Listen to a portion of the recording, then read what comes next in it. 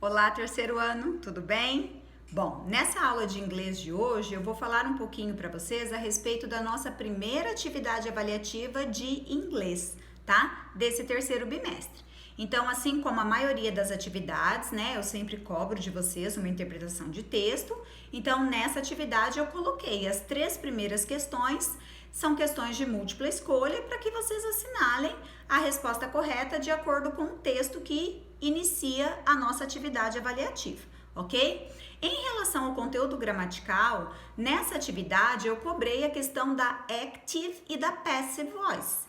Então, todos os exercises que vocês encontrarem são exercícios que vão envolver a voz passiva e a voz ativa, tá? O exercício number 4, number 4, 5, 6, 7, 8, são todos exercícios de múltipla escolha. Então, o enunciado, ele vai trazer para vocês uma frase na voz ativa e ele vai pedir para que vocês assinalem a alternativa que contém a frase na voz passiva de forma correta. Ou ao contrário, a frase foi dada na voz passiva e pede para assinalar a alternativa que contenha a voz ativa referente à oração dada, tá? Então, prestem atenção no enunciado.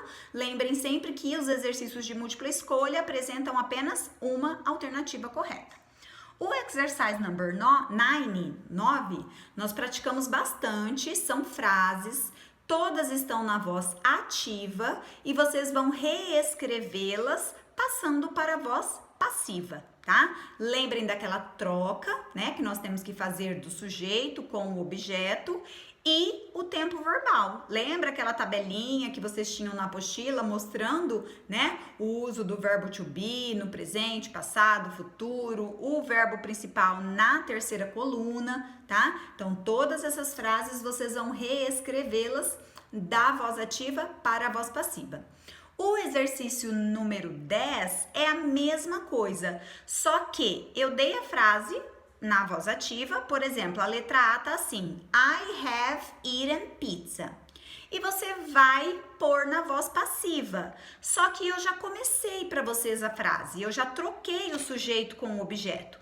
Então, na verdade, vocês vão ter que colocar só o verbo, vão ter que fazer a mudança no verbo. Lembrem que na voz passiva nós precisamos sempre do verbo to be mais o verbo no particípio, né? Na terceira coluna. Então, identifiquem nas frases, façam a transformação e completem os espaços com a forma correta dos verbos.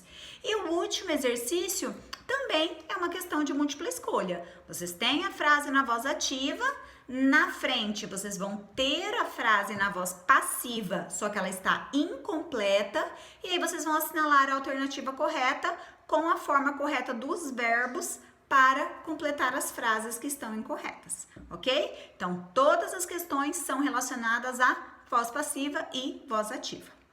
Bom, se vocês tiverem alguma dúvida, podem entrar em contato comigo, se eu puder ajudá-los, estou aqui à disposição. Claro que eu não posso ajudar com a resposta dos exercícios, né? Mas se tiver alguma dúvida em relação a algum exercício e precisarem de uma explicação talvez melhor, me mandem uma mensagem que eu estou aqui esperando para ajudá-los. E também aguardo as atividades respondidas para que eu possa fazer a correção, né? E continuarmos aí na nossa próxima aula com os conteúdos do nosso terceiro bimestre, ok? Até a próxima!